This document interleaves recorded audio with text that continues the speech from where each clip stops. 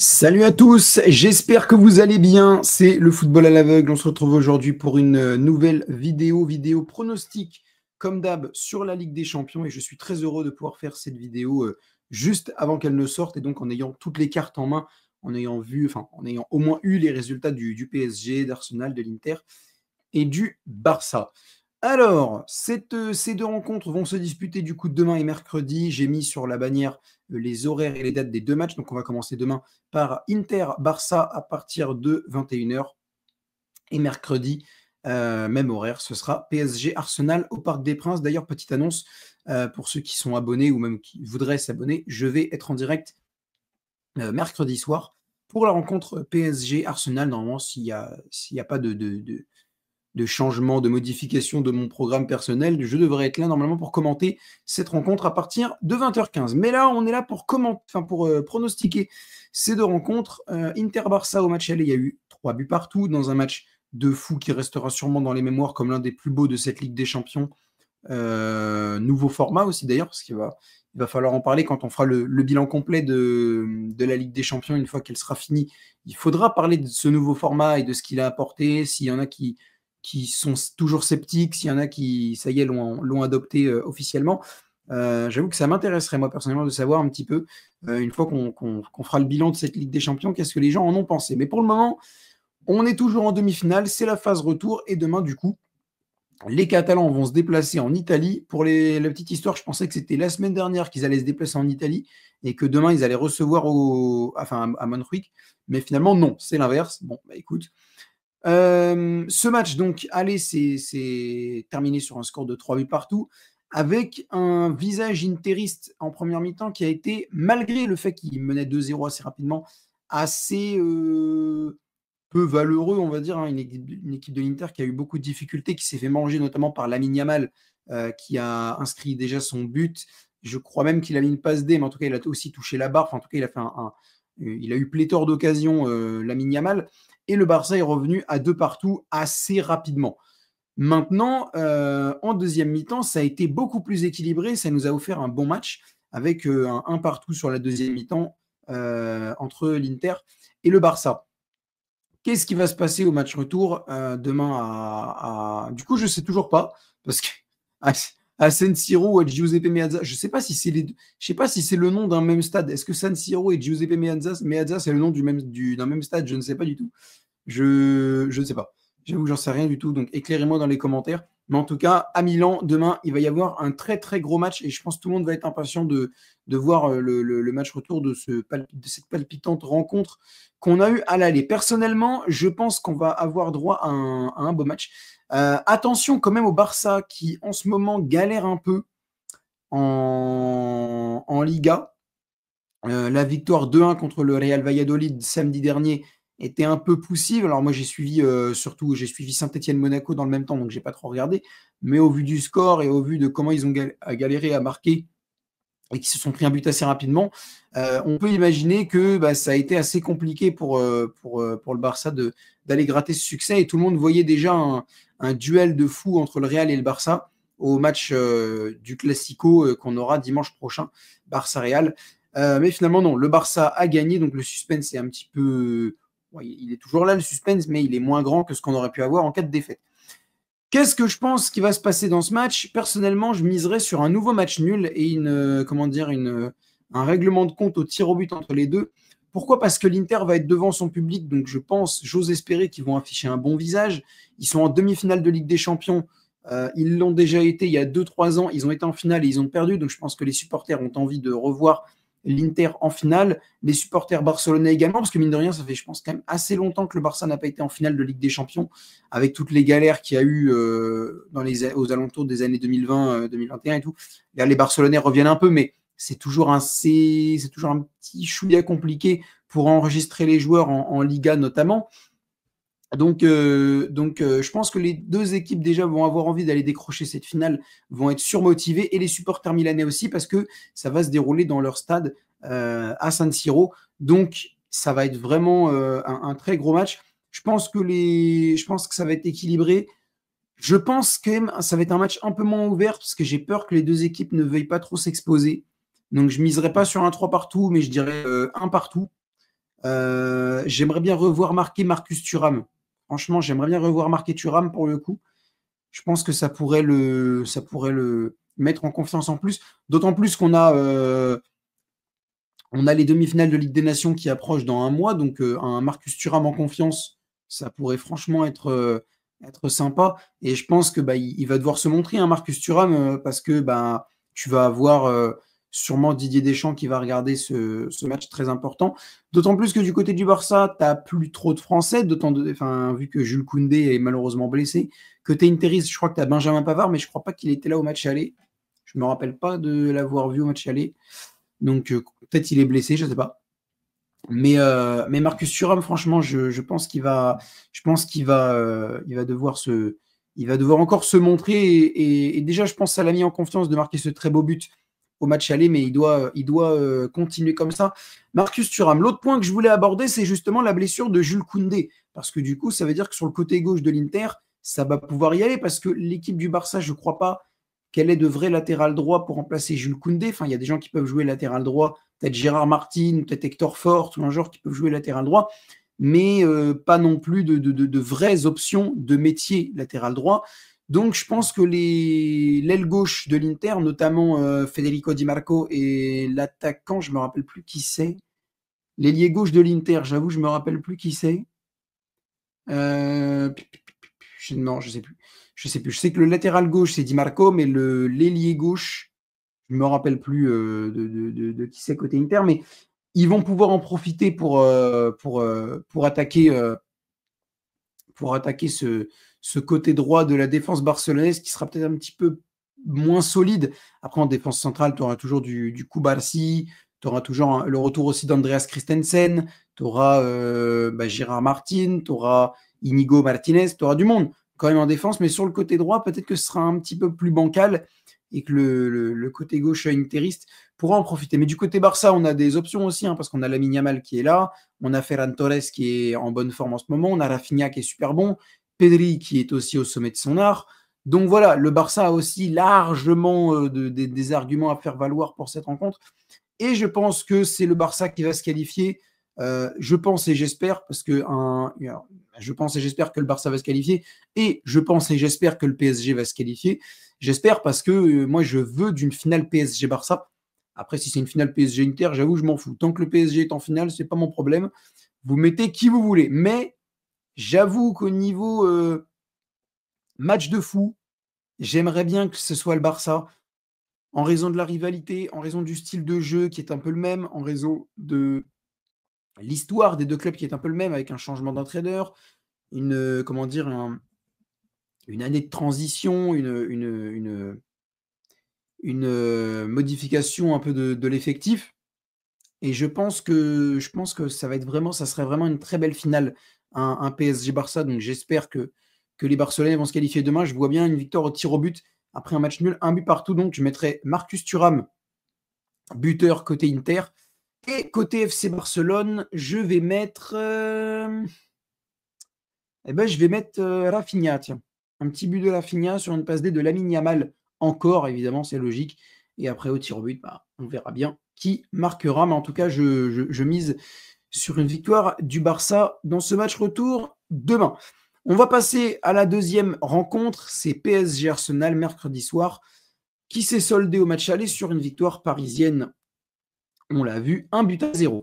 But de Ousmane Dembélé à la 4e. Et ce but me permet de faire la transition sur est-ce que ça poserait problème que Dembélé soit là, que Dembélé ne soit pas là, et est-ce qu'il sera là? Alors, je vais répondre à la première question. Est-ce qu'il sera là? Selon les derniers éléments que je viens d'avoir juste avant de tourner la vidéo, il a participé à l'entraînement collectif de ce lundi. Donc, c'est plutôt une bonne chose. Apparemment, il est très motivé. Il veut absolument passer en finale et remporter la première Ligue des Champions du club, enfin, aider à remporter la première Ligue des Champions du club. Donc, il est déterminé, Ousmane, et ça me fait plaisir. Maintenant, est-ce que Luis Enrique devrait, selon moi, le mettre sur le banc au début? Oui. Pourquoi? Parce que déjà, tu n'es pas sûr qu'il soit rétabli à 100% et j'aimerais bien qu'on évite de brûler les étapes avec Ousmane Dembélé, de le mettre sur le terrain alors que c'est instable. Tu vois, j'ai pas envie que ce soit instable et qu'on se dise bon allez, on y va, on y croit. rouler jeunesse et puis on verra bien. J'aimerais bien éviter parce que s'il se reblesse plus gravement encore, ça va nous niquer aussi pour la finale, tu vois? Donc j'aimerais bien éviter. Maintenant, s'il rentre vers la 60e, 70e, voire pour d'éventuelles prolongations, voire pour d'éventuels tirs au but, vas-y. Mais le voir démarrer titulaire, pourquoi pas, mais il faudrait qu'on soit sûr. Déjà, premièrement, ça, c'est ma première demande. Et ensuite, d'un côté, ça ne serait pas forcément un si gros problème. Évidemment, on perdrait un de nos grands joueurs, mais sur le banc, on a encore 3 joueurs qui sont très bons. On a Rvicha Kvaratskhelia, Désiré Doué et Bradley Barcola. Tu mets Barcola ou Kvaratskhelia à droite, tu mets Barcola ou Kvaratskhelia à gauche, à voir qui va à droite, qui va à gauche, et dans l'axe Désiré Doué. Et si jamais, à un moment, Dembélé ne peut pas rentrer, mais qu'il y en a un des attaquants qui doit sortir, tu peux aussi mettre Gonzalo Ramos en pointe de l'attaque. Tu rebascules, imaginons, tu mets, je sais pas, c'est Kvaratskhelia qui veut sortir, et ben tu mets Barcola, Doué, Ramos, et ben tu mets Barcola à gauche, Doué à droite, Ramos en pointe, et voilà. Ou, enfin bref, vous avez compris. Donc je pense quand même tu as moyen de t'en sortir sans Dembélé si vraiment c'est pas possible de le faire jouer. Donc c'est pour ça que je suis pas ultra inquiet. J'aimerais bien qu'il soit là, mais je me dis, et c'est justement ça, c'est l'une des nombreuses choses qui fait que ce PSG de cette saison est cool à regarder, c'est que tu sais que sur le banc, même si tu as des petits problèmes de blessures, de suspension, de mauvais comportement, de fatigue, de ceci, de cela, franchement, sur le banc, tu as de quoi faire. Parce que même des Kangin Lee qui sont pas incroyables, ça reste quand même meilleur que ce qu'on avait, que ce qu'on pouvait avoir avant, tu vois.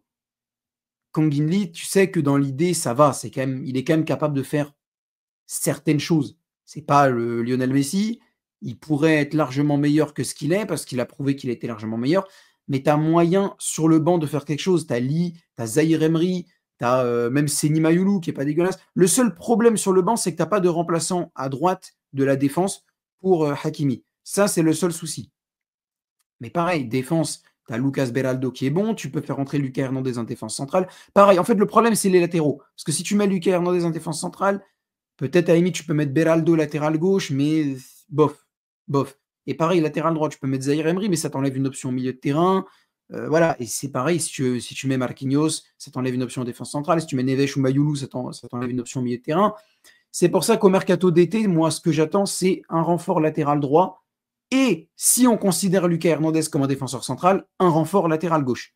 Sinon, eh ben, un renfort en défense centrale. En fait, je veux 2 renforts.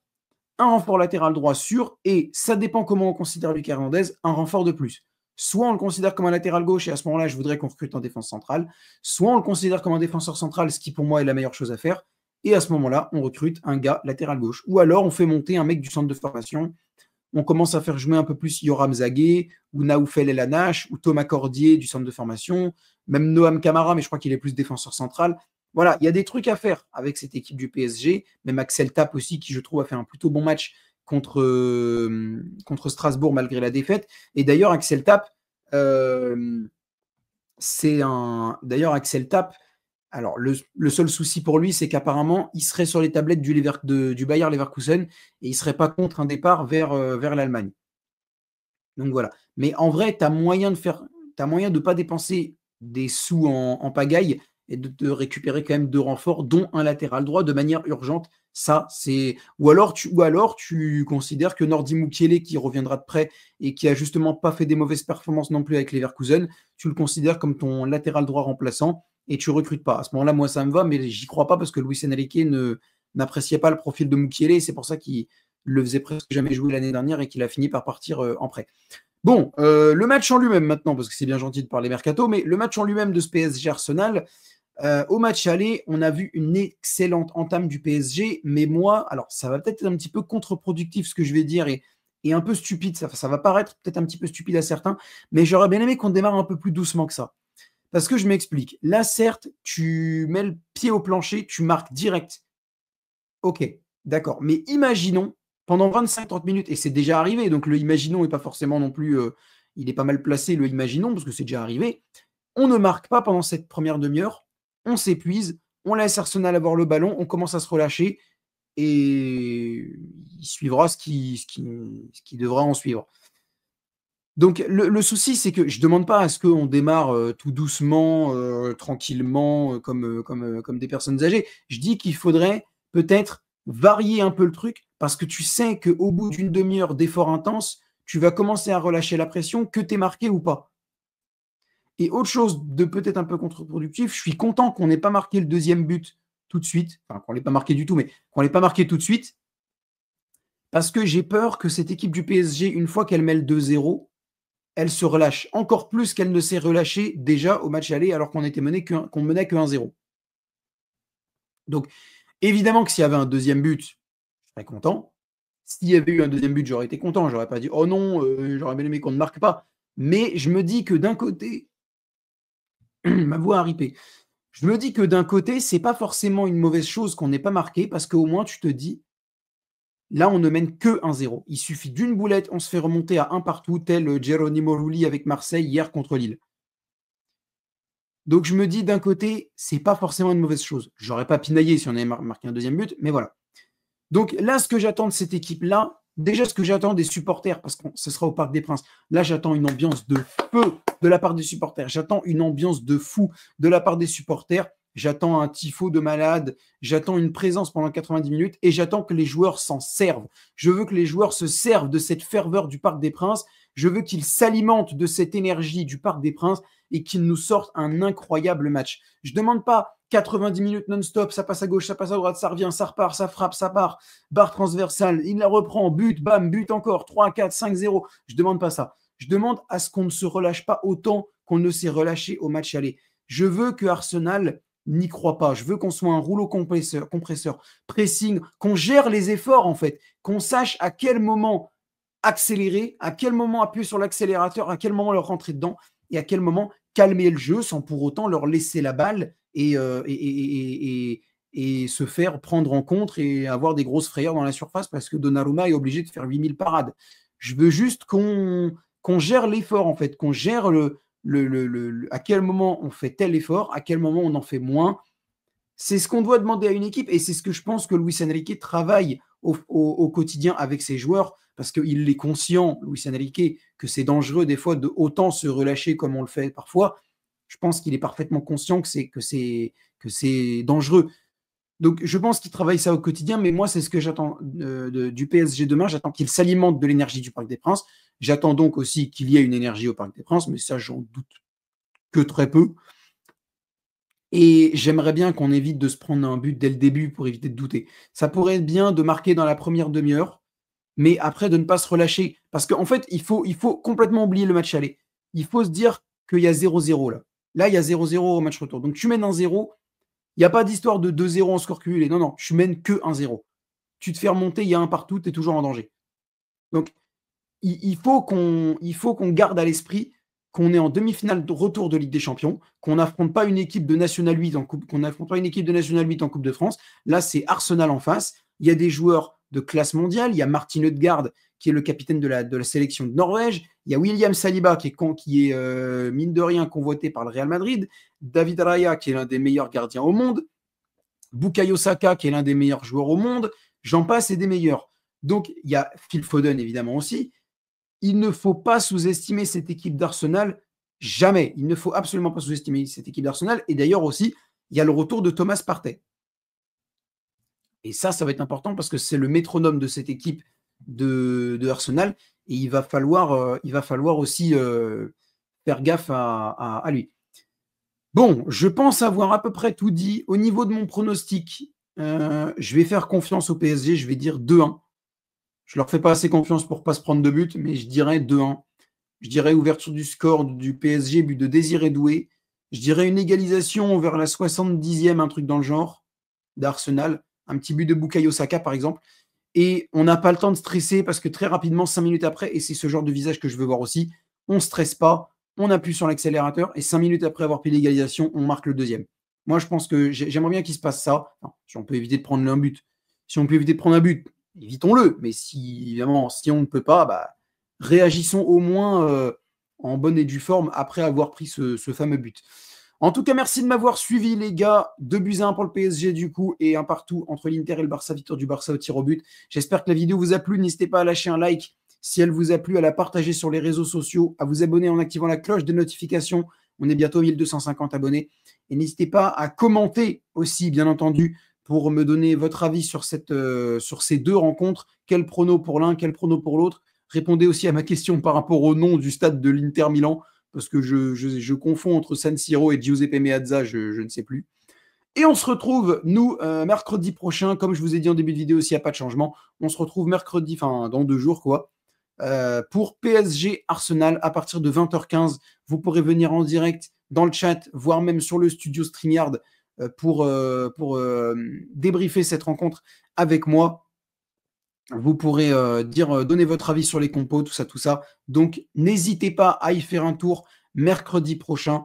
Et sur ce, je vous dis à mercredi pour PSG Arsenal, demi-finale retour de Ligue des Champions. On y croit. J'ai extrêmement hâte à ce match. Ça va être un super match qu'on va vivre ensemble en live. Et je suis très heureux parce que c'est le premier match du PSG dans cette campagne de Ligue des Champions que je pourrais faire en live. Et pour la finale, je sais pas. Pour la finale, je sais pas. Est-ce que je la regarderai avec un pote à moi? Est-ce qu'on commenterait le match à 2? Est-ce que je fais un live en solo? Je sais pas. Je me tâte. Bon, bref. Je vous dis à mercredi et à bientôt tout le monde.